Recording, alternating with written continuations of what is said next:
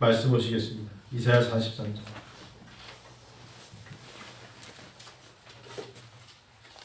이사야 43장 1절 보시겠습니다. 이사야 43장 1절. 이사야 43장 1절. 보세요. 이사야 43장 1절 같이 읽을까요? 말씀 이사야 43장 1절 읽어요. 야곱아 너를 창조하신 여호와께서 지금 말씀하시느니라. 이스라엘아 너를 지으시니가 말씀하시느니라. 너는 두려워하지 말라. 내가 너를 구속하였고 내가 너를 지명하여 불렀나니 너는 내 것이라. 영어로 말하면 너를 창조했다. 크리에이티드 했다. 그리고 조성하셨다. 사실 뭐 새로운 성경책에는 그 말씀이 없지만 야곱아 너를 창조하신 여호와께서 말씀하시니라. 이스라엘 너를 지으시니가 옛날 성경에는 조성하셨다. be formed 라고 말씀하셨죠. 7절에 보면 내 이름으로 불려질 모든 자 곧 내가 내 영광을 위하여 창조한 자를 오게 하라. 내가 그를 지었다. made. 히브리 성경은 사실 이렇게 세 가지로 나열했어요. 처음에는 created, be formed, be made. 그래서 처음에 하나님 내가 너를 창조했는데 끝이 아니라 그거를 내가 잘 비벼서 포메이션 했고 마지막에 내가 잘 너희를 웰던 하게끔 메이드 했다. 잘 만들었다. 하나님 우리를 그렇게 만드신 거예요. 여러분 사람이 하나님 앞에 신앙인으로서 여러분 진정한 성도 되기를 원하시죠. 리얼 크리스찬. 여러분 혹시나 그런 생각을 한 번도 안 가져오셨는지 모르겠지만 저는 젊을 때 내가 진짜 구원받았을까 하는 것 때문에 고심한 적 많았어요. 교회는 다녔지만 내가 정말 천국문의 문을 열고 들어갈 수 있을까? 여러분 한 번도 그런 생각을 안 가졌다면 제가 사실 복음에 대한 긴장감을 안 드린 거예요. 천국문에 가봐야 한다라고 말하는 사람들의 이야기도 틀린 건 아니에요. 교회를 다닌 거와 예수 그리스도의 보혈의 피를 믿는 건 달라요. 유다는 예수님을 따랐지만 마지막에 주님을 버렸잖아요. 여러분 그런 생각 안 해요? 저는 제가 사실 두려워할 때 참 많았어요. 내가 유다 같은 인생을 살까. 유다는 억울하지 않아요? 에서는 억울하지 않아요? 그러니까 버려진 인생은 사울은 하나님 보실 때 선택했을 때 참 용모도 준수했고 좋았지만 하나님이 사울을 왕 세운 것을 후회했다고 했어요. 그런 성경 읽을 때마다 사람들이 자기 자신에 대한 어떤 집착적인 신앙에서 점검하려고 들지 않지만 전 사실 지금도 목회자이지만 나 천국에 못 가면 어떡하지? 라는 생각을 목회자가 감히 갖는다면 여러분들 웃으실 거예요? 웃지 마세요. 아무도 몰라요. 마지막까지 복음을 지키고 perseverance라는 단어 있죠. 인내. 마지막까지 복음의 인내를 가지고 간다는 게 참 어려운 거예요. 여러분 그러니까 명품을 구별할 때 알잖아요. 샤넬 가방 같은 거 명품 구별법은 어떻게 보면 알 수 있다? 비가 오면 알 수 있다. 비가 오면 가슴에 안고 뛰는 거는 진품이고 머리에 이고 뛰는 건 가짜다. 비가 오면 알아요. 비가 오면 하나님의 환난과 핍박과 코로나를 주면 참과 거짓이 양과 염소는 같이 있어요. 풀밭에 양만 먹고 염소 못 먹는 게 아니라 양과 염소는 같이 있는데 마지막 때에 양인지 염소는 구별이 된다. 여러분 굉장히 심각한 거예요. 제가 얼마 전에 신방 갔을 때 장로님과 권사님이 저에게 성도님은 아니시지만 저는 그분들이 저한테 하신 말씀이 귀담아 들었어요. 목사님 저희가 몇 주 안 되지만 목사님 설교를 들은 적이 있잖아요. 그리고 지금 이 방송도 가끔 다 들으시나 봐요. 근데 그러니까 있는 그대로 말씀드릴게요. 두 분이 정말 마음속에 부담이 있고 어렵고 갈등이 있을 때 저는 그냥 똑같은 설교 언제 그랬어요. 그랬지만 그 설교가 나의 심령 골수를 쪼갠 거예요. 자꾸 건드리더래. 목사님이 내가 누군지 모르실 텐데 요즘 내 심적인 상태가 지금 요즘 이런 걸 모르실 텐데 왜 저런 설교로 나를 건드리지? 라는 것 때문에 두 분이 걸어가면서 당신 혹시 개인적으로 상담한 거 있어? 없는데. 근데 이거 몇 명 안 되는 성도를 하는데 우리가 수요 예배 때 나왔고 금요일 나올 때 나에게 하신 말씀인 것 같아. 혹시 그렇게 느껴지는 건 아직 기회가 있다는 거예요. 그건 기회가 있는 거예요. 하나님이 나에게 채찍을 가는 것이고 좋은 기회예요. 얼마나 하나님께서 사랑하시면 내가 너를 구속했다 이렇게 했어요. 리뎀션 명사는 구속, 어떤 걸 대가를 치르는 거예요. 그냥 구속이라는 단어는 쉬운 단어가 아니라 아들 독생자의 십자가 보혈의 피 흘림으로 따라오는 대가의 단어가 구속이에요. 구속. 그리고 희선할 때 곽기사님 평생의 여자들에게 뭘로 비유하면 되냐면 아기 낳을 때. 엄마가 얼마나 힘들었는지 너 아니? 몰라. 너는 몰라. 엄마는 알아. 여자의 그 고통, 해산의 고통이 구속의 어찌 보면 아주 예로 들을 수 있는 단어라고 할 수 있겠죠. 예를 들면 그거보다 더 힘든 건 그래서 어머니의 사랑이 귀하고 놀랍고 어떤 것도 비할 수 없다고 하는 거예요. 어찌 보면 오늘은 전날보다 160명 줄어든 900명 후반대의 코로나 환자가 나타났네요. 서울에 지금 누적된 확진자 숫자가 17,000명, 경기도 13,500명, 인천 2,654명, 부산 1,700명입니다. 많은 숫자죠. 근데 제가 감히 말씀드릴게요. 이게 뭐가 많아요? 그게 많은 거예요? 이게 뭐가 이렇게 많아요? 사실상. 저는 잘은 모르겠지만 정말 예방해야 돼요. 조심해야 돼요. 그런데 작년 이맘때 코로나 전에 삼성내과 이런 데 가보면 감기 환자 얼마나 많았지 몰라요. 감기와 다를 바 없지만 독감으로 죽는 숫자가 얼마나 많은지 몰라요. 폐렴으로 죽는 숫자가 얼마나 많은지 몰라요. 많죠. 그런데 이것 때문에 우리가 하나님께 멀어졌어요. 그거는 되돌릴 수 없을 거예요. 내 마음속에 자꾸 보여지고 들려오는 이야기들.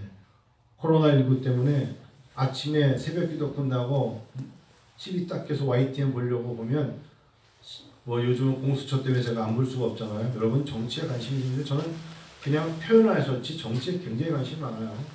공수처라는 단어가 왜 필요하며 공수처를 만약에 만들었을 때 그건 누가 감시하며 별 얘기 다 생각하죠. 검찰개혁이 도대체 뭐며 윤석열 사람은 언제부터 틀어진 거며 조국 때부터 틀어진 거잖아요. 1년 6개월에. 그거 여러분들은 관심 없어요. 저는 그 날짜까지 다 적어놨어요. 언제 조국과 윤석열이 마찰돼가지고 왜 대통령이 무슨 예를 들면 준비위원회 때 왜 갑자기 검사가 들쳐가지고 짜장면 먹고 나오는지 그런 거 알 수 있는 사람 다 아는 건데 그때부터 틀어진 거예요. 1년 6개월 전에. 하여튼 그렇다 치고. 그래서 아침에 내 눈으로 보는 게 확진자 숫자 그리고 들려오는 이야기 교회와 요양원 이야기 계속 보고 듣는 이야기로 나도 모르게 이제 스스로 감추기 시작하는 거예요. 움츠리기 시작하는 거예요. 그런데 하나님과의 갈등이 뭐냐면 하나님은 보고 듣는 것이 하나님의 음성이어야 되고 하나님 말씀하시느니라 하나님의 인도하심이어야 되고 하나님의 현현이어야 되는데 자꾸 눈으로 보는 게 코로나 때문에 내 자신의 노출을 삼가하는 거예요. 하나님 옆에 나오는 것이 노출돼야 되는데 하나님도 멀어진다고요. 이거 큰 병이에요. 하나님께 멀어진다니까. 하나님께 가까워지는 게 아니라 오히려 하나님께 멀어지고 있다는 것 때문에 너무너무 저는 스스로 괴로워하고 있어요. 이러다간 교회가 문제가 아니라 내 신앙이 문제입니다. 내 신앙이. 듣고 보는 것이 나의 무엇인가를 빼앗아갔어요. 그렇죠? 그러다 보니까 저도 모르게 하나님 앞에 이렇게 가다가는 내 자신의 믿음도 내가 이제 고수하고 지켜내며 간직하고 나가기는 쉽지 않겠구나 하는 얘기를 스스로 하게 됩니다. 제가 미국에서 교육학 공부를 할 때 정말 힘들었던 게 두 가지가 있는데 신학만 하다 보니까 신학을 하다 박사과정을 교육학을 바꾸니까 가르치는 교수님들은 너무 당연한 것들을 제가 모르고 있었던 게 몇 사람 있었어요. 데카르트에 대한 이야기. 미국 학생들은 의외로 데카르트냐 헤겔이냐 이런 철학에 대해서 너무 선명하게 하는 거예요. 근데 신학을 했지만, 저도 철학을 했지만 그냥 대충 하는 거죠. 저를 가르쳤던 닥터 샤나시라는 여자는 변호사였어요. 로이어였어요. 근데 이 사람은 로이어이면서 교육학 박사면서 저를 지도했단 말이에요. 여자분이 이렇게 뚱뚱한 분이었어요. 안젤리나한테 힘든 여자인데 닥터 샤나시라고. 이름도 샤나시예요. 근데 이 여자분이 꼭 입에서 떨어지지 않는 사람의 이름이 프란시스 베이컨입니다.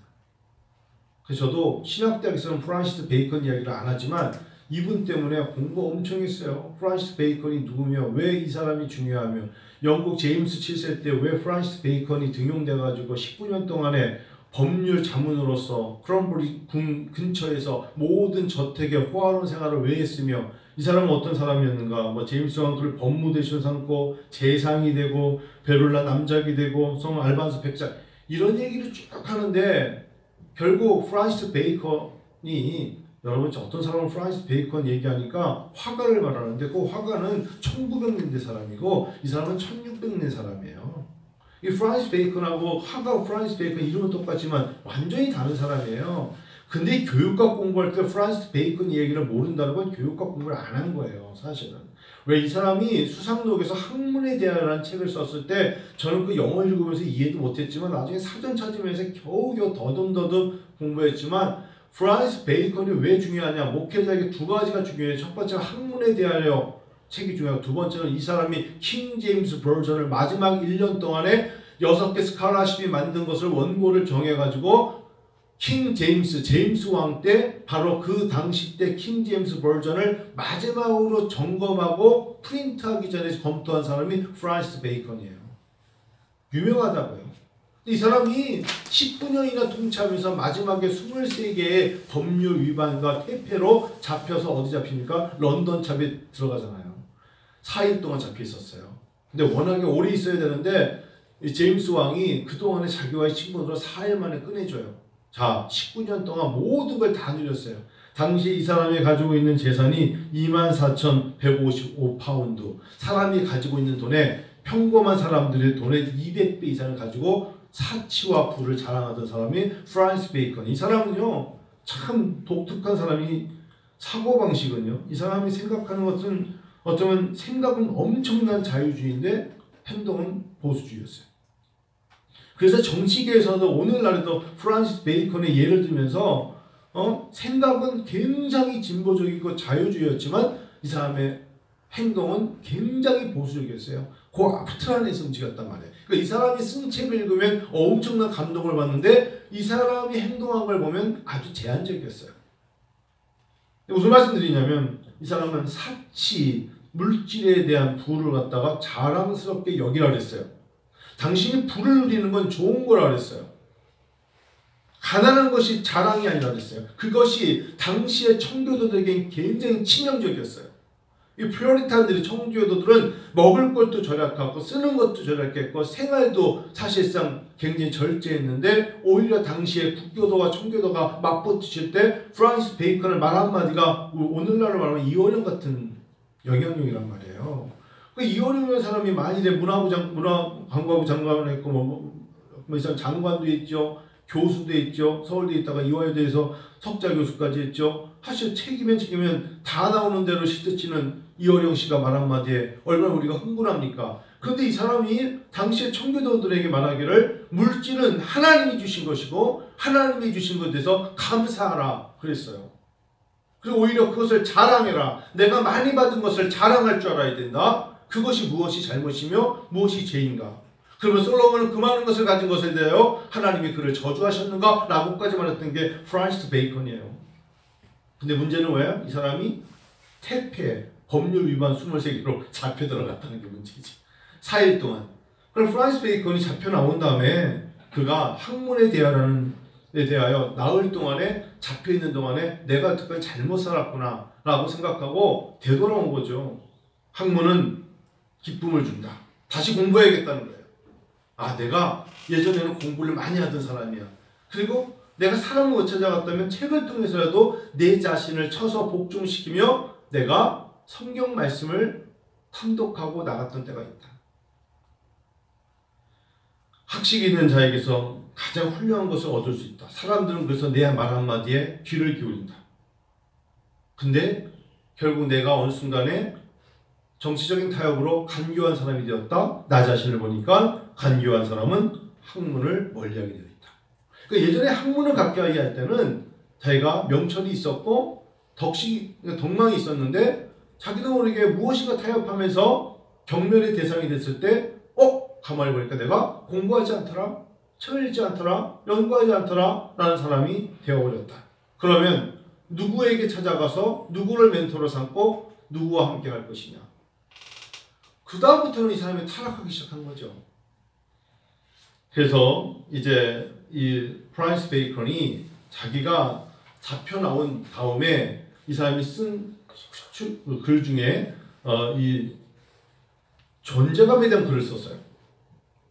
존재감이라는 것은 사람과 사물에 드러나는 어떤 성질 아닙니까? 그래서 프란시스 베이컨이 런던탑에서 나온 뒤에 그가 수상록에 3가지 인간의 존재감이 있다. 근데 그 존재감을 이룰 때 저마다 공동체를 이루고 집단에서의 존재감을 말하는 겁니다. 태어난 그 사람이 한 개체의 존재감이 아니라 그 사람이 속해 있는 집단과 공동체에서의 존재감이 시간과 공간을 통해서 드러나게 되어 있다. 지나간 사람의 존재감이 아니고 우리 교회면 우리 교회의 존재감, 직장이면 직장에서의 존재감.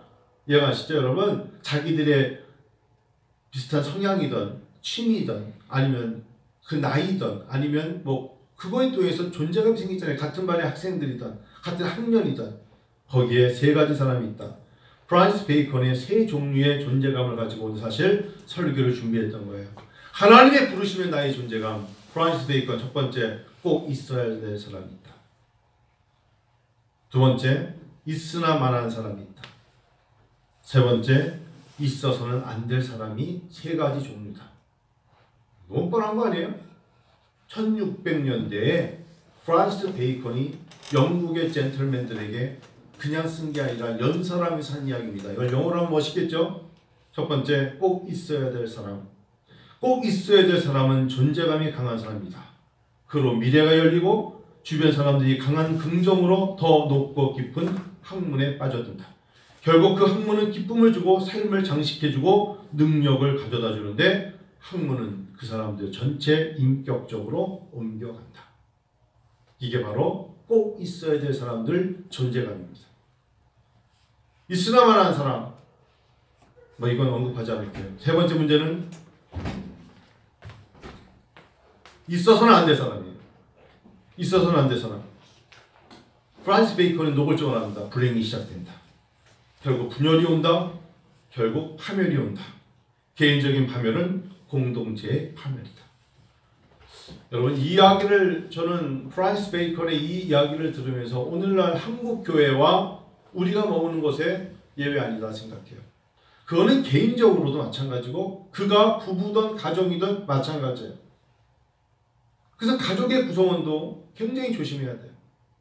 공동체에서 얘가 우리 집에 이 사람이 우리 집에 있어야 될 사람으로 서로 여기니까 가족으로 끈끈하게 서로를 질타하며 교육을 시키며 때로는 채찍을 드는 거예요. 너로 말미암아 이렇게 말하면 안 되니까. 그런데 문제는 뭐냐? 그 중에 있어서는 안 될 사람이 있다면 얼마나 뼈아픈 이야기인지 모르겠습니다. 분열이 온다, 파멸이 온다. 개인적인 파멸은 공동체의 파멸이다 라고 말한 프란시스 베이컨. 여러분 하나님의 부르심이에요. 여기는 공동체가 교회의 예수 보혈의 피로 부름을 받은 공동체입니다. 우리는 성도 거룩한 무리라 그랬어요. 그럼에도 불구하고 그 안에 뭐가 있다? 하나님의 부르심 앞에 있어서는 안 될 사람이 있을 수 있다. 마귀에 잡힌 사람들, 귀신에게 잡혀있는 사람들, 세상의 정욕에 잡혀있는 사람들, 자기 목전의 이익에 사로잡힌 사람들, 자기가 누군가에 반해주면 자존감이 아니라 자기 스스로. 여러분 사람이 자존감이라는 게 존재감이라는 단어가 얼마나 중요한 단어인지 몰라요.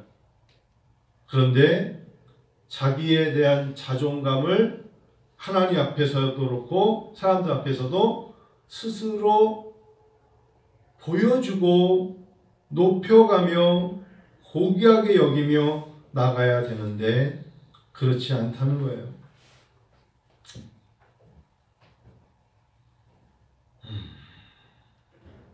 자존감과 자존심은 달라요. 사람들이 자꾸 멍청한 소리를 하고 있어요. 하나님이 우리에게 자존심을 가르쳐 줍니까? 신앙생활에 자존심이 어디 있어요? 여러분, 자존감과 자존심도 모르면서 누구를 가르치고 누구 앞에 선다는 건 안 돼요.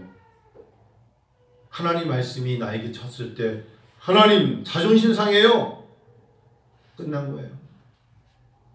하나님 앞에 자존심이 어디 있어요? 하나님 앞에 부르심에 자존감이 있는 거지. 접니다. 야곱아, 내가 너를 창조했고 내가 너를 조성했고 내가 너를 만들었다 하시며 You are mine, 너는 내 거야 라고 말씀하심에 감사합니다. 내가 당신 앞에 나를 불러주시고 만들어주시고 내 거라고 해주신 하나님 앞에 감사합니다라고 말할 뿐이지, 자존심은 하나님 앞에 바로 말씀드린 있어서는 안 될 존재 창조물에 불과하게 하나님 앞에 버려지겠죠. 우리는 그런 인생을 살지 않을 거예요. 근데 제가 이렇게 살지 않을 거야 라고 마무리 지면 마음 편해요? 그게 목회자인 저에게도 하나님이 너야? 라고 하면 하나님 앞에 회개하고 무릎 꿇고 하나님 제가 잘못 살았습니다 라고 고백하는 게 낫지 않을까요? 다시금 하나님 기회를 주세요. 넘어지지 않게 주의 영광을 위해서 살기 원합니다. 그게 오히려 하나님 앞에 나아가게 되는 것이 아닐까 싶어요. 2007년 1월 9일 전 세계 사람들은 놀라운 것으로 요동쳤죠. 아마 한 교수님은 잘 아실 거예요. 2007년 1월 9일 이날이 바로 스티브 잡스가 아이폰을 들고 나온 날입니다. 그가 갈고 나왔을 때 여러분들 저는 그 당시 때 이게 뭔지 몰랐어요. 그가 넥스트 컴퓨터를 창업하고 다시 애플이 넥스트를 인수하게 되면서 임시 CEO 애플을 그가 이끌었던 스티브 잡스가 결국 2001년에 아이팟을 출시하였고 2007년에 그것도 1월 9일 아이폰의 탄생으로 혁명을 일으켰어요. 사실 아이패드라는 단어도 저는 잘 몰랐어요. 모든 음악을 하는 사람들은 모든 것들이 이제 아날로그에서 다 바뀌었다고 합니다. 음악 시장과 전 세계 문화 시장이 바뀌었어요. 근데 핸드폰 하나가 세계를 뒤집은 거죠. 저도 생각해보니까 어딜 나갈 때 핸드폰을 놓고 나가면 그렇게 허전할 수가 없어요. 핸드폰을 놓고 갔네? 주머니에 지갑을 안 갖고 다녀도 나의 아이디는 안 갖고 다녀도 핸드폰을 놓고 가는 날은 왠지 모르게 되게 섭섭한 거예요. 허전하단 말이에요. 그래서 핸드폰을 토요일 같은 경우는 핸드폰을 거의 안 봐요. 설교를 준비해야 되니까. 근데 그렇지 않은 날은 거의 자주 보거든요. 토요일 날은 오후 12시가 지나면 핸드폰을 거의 꺼요. 연락이 안 되도록. 왜냐면 그것 때문에 내가 설교하는데 방해가 될까 봐. 근데 오늘 낮에 아침에 예배 끝나고 핸드폰을 이상하게 오늘 핸드폰을 한번 보고 싶어. 주일 아침인데. 그리고 1년 52주인데 혹시 누가 나한테 보는 거 없을까? 열었는데 문자가 하나 왔어. 문자가 굉장히 긴 문자가 왔어. 이게 뭐지? 읽어봤더니 어머 목사님이셨네요. 이렇게 시작돼. 웬 목사님이셨네요. 목사님이셨네요. 몰랐어요. 월요일날 어디 아파트 보러 오시고 하고 저하고 오랜 시간 나눈 거 있잖아요. 목사님 오지 마세요. 제가 목사님이기 때문에 죄송했어요. 여기 집값 안 올라요. 내가 한 군데 내가 살려는 게 아니라 소개하느냐고 그분하고 월요일 아침 9시에 그 아파트 보러 가기로 했거든. 근데 이분이 내가 교회 사진을 보고 카카오톡에 교회를 뜬 걸 보고 목사라는 걸 알았던 거야. 근데 자기가 아침에 교회가 일부 예배 드렸나 봐. 와서 저한테 문자 넣은 거야. 목사님이셨네요. 죄송해요. 여러분 부동산 주인이에요. 그렇게 망하기 쉽지 않아요. 근데 제가 어제 이미 마음속에 결정을 했거든요. 이거 내가 소개하려 했던 거 여기 하지 말아야겠다. 마음의 결정은 있었는데 그분이 그걸 보고 저한테 보낸 거예요. 목사님 오지 마세요. 내일 아침에 헛걸음이에요. 너무 헛걸음질 하지 마세요.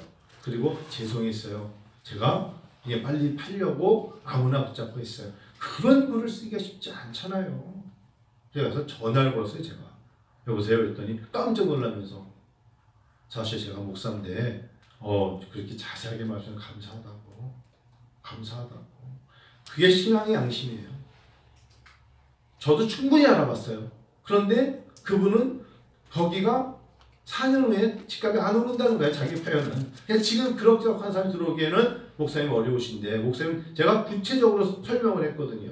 이런 사람인데 이런 사람에게 이런 아파트가 현금은 없고 정말 그런 곳이 있습니까? 라고 그분한테 두세 번 가서 상담하고 온 것인데, 여러분 이게 무슨 소리일까요? 어쩌면 성령 안에서 하나님 안에서만이 통할 수 있는 커뮤니케이션이에요. 그 사람 내가 목사인지 몰랐고 근데 목사라는 걸 아는 순간 자기도 모르게 그것을 전화 걸어가지고 설명까지 한다는 건 절대 쉬운 게 아니기 때문에 본문에 없는 이야기를 지금 올라오면서 바로 제가 놀라운 이야기다. 놀라운 생각이다. 그런 생각을 해봤습니다. 여러분 9시 예배 때 했던 이야기 한 번 더 하고 마칠게요. 12월 19일 지난 토요일날 선배 목사님 어머니가 소천하셨습니다. 그 어머니는 사실상 그 교회 출신들 중에 전도사와 목사가 꽤 많이 나온 교회입니다. 그러니까 꽤 알려진 교회죠. 저희 교단에서는 장례식이 있었는데 그 아버님 되시는 목사님은 오래전에 돌아가셨고 이제 어머니 소천하셨어요. 근데 장례식장에 자기가 평생 자기도 가서 장례를 인도하고 했지만 사촌, 육촌까지 아무도 오지 않았대요. 그러니까 준비된 장례식장에 식당에 준비한 사람도 멍하니 서 있고 지금 그럴 때잖아요. 그렇긴 해도 사촌도 안 오고 육촌도 안 오고 아무도 안 오고 이분이 더 형제가 많지 않은가 봐요. 자기 애들하고 자기만 서 있었다. 너무너무 괴로웠던 거죠. 성도들에게는 진짜 오지 말라고 그랬대요. 따로 예배를 드릴 테니까. 성도들이 안 오면 그나마 이제 숫자 때문에 가족이 올 줄 알았고 그간에 목회하면서 친구들은 얼마나 많았겠어요. 근데 아무도 안 왔다. 자기 자신이 한 며칠간 얼마나 고심했을까요? 프란시스 베이컨이 4일 동안 런던 타려 갇혀 나오면서 생각했던 것만큼 내가 잘못 살았나? 우리 어머님이 어떻게 사셨는데? 별 생각 다 했겠죠. 노예 목사님 부부가 오셔가지고 식사도 안 하시고 그 앞에서 2시간 얼마나 힘드냐고 마음이 그러면서 2시간을 있다 가셨다. 장례가 끝나고 저는 교단에서 보낸 것 때문에 그냥 전화로 선배님 인사만 드렸더니 박 목사 괜찮아요 라고 하지만 그 이야기를 하시면서 내가 잘못 살아온 것 같아. 내가 인생을 잘못 산 것 같아 라고 혼자 굉장히 좀 우울해 하시는 거예요. 그런데 마지막 말씀에 생각 잘했던 친구 목회자가 부부가 오셔서 2시간이나 있다 가셨네. 얼마나 고마웠는지 몰라. 저는 그 얘기 들을 때 이런 생각 가졌어요. 친밀감. 어렵고 힘들 때의 친밀감이 사람을 얻는다. 하나님은 그걸 보신다. 코로나19로 여러분 정말 아무 데도 안 갑니까? 코로나19 때 사람 안 만나요? 코로나19 때 혼자 독방에 들어가 있습니까? 거짓말하지 마요. 제가 어저께 이곳 때 걸어서 저기 예찬이라는 데 있어요. 세교동에. 거기 일이 있어서 걸어갔어요. 자그마한 커피숍에 사람 못 들어가도 레스토랑에 사람이 차가 꽉 차가지고 밖에서 안내하고 있더라고. 호텔에는 호텔 레스토랑에 사람이 더 많아요. 악용하지 마요. 하나님은 그런 거 다 보시는 거예요.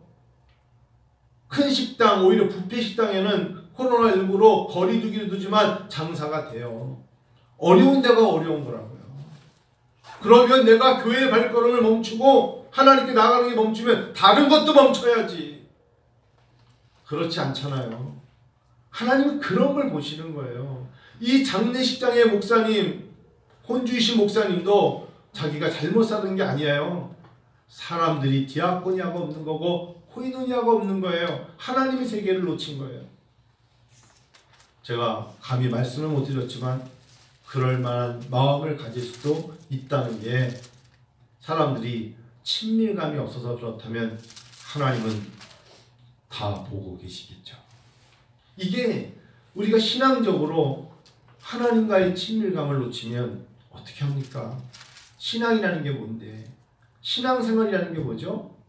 하나님과의 임마누엘 하나님의 단어 아세요? 내가 너희와 함께하리라 라고 하심을 왜 코에 고면 코걸이, 귀에 고면 귀걸이식으로 나가면 안 되잖아요. 시간은 흘러갑니다. 저는 인생을 85세로 잡습니다. 100세 아닙니다.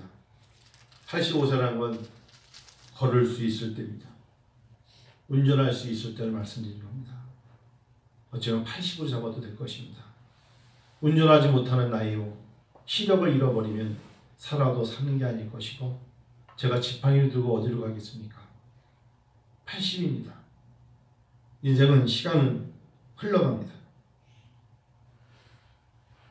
당신이 아플 때 위로해주고 찾아와주는 사람은 줄어듭니다. 당신에게 안부를 묻는 사람들도 줄어들 것입니다. 말도 어눌해지고 기억력도 심해질 겁니다. 잊지 마세요. 나의 자존감, 나의 존재감을 하나님께 두셔야 됩니다. 시간이 갈수록 어느 순간에 시간은 흘러 나이가 들어갈 때 하나님께 나의 존재감, 나의 자존감, 나의 존재감을 하나님께 두는 자는 마지막까지 힘을 얻을 것입니다. 자기 자신과 자기 생각과 자기의 입장에 두고 사는 사람들은 걸을 힘을 잃을 것입니다. 이제 말씀 마칠게요.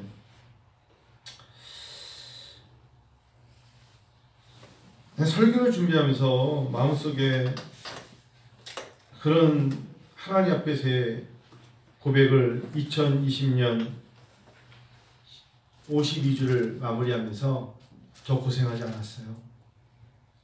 부르심의 고생이 아니라 부르심의 소명감을 가지고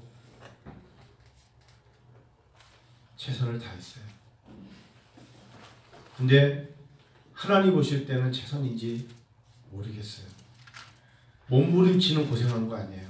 어떻게든지 교회를 없어지면 안 되고 재정이 어렵까 그런 고생 안 했어요. 나는 성도들이 병들지 않고 하나님과의 친밀감을 놓칠까봐 두려웠어요. 하나님이 섭섭하실까봐, 기도 응답의 문을 닫으실까봐, 주님 만날 날이 가까워 오는데 이래도 될까 하는 것 때문에 무거웠어요. 그러면서 제가 마지막에 글을 쓰면서 나는 이렇게는 쓰고 싶지 않아 라는 것이 하나님 가로치고요, 남에게 가로치고 너무 성도에게 맞추다 지쳤어요.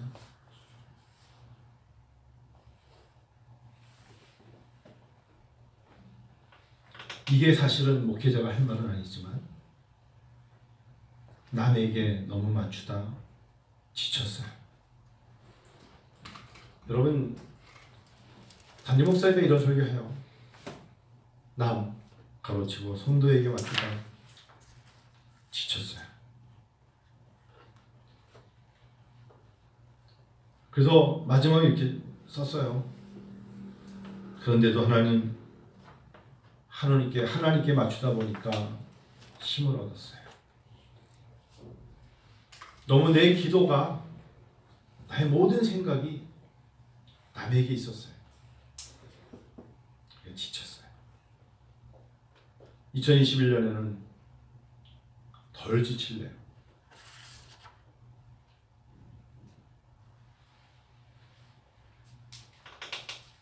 하나님께 맞추려고. 하나님 좋아하실 거라 믿고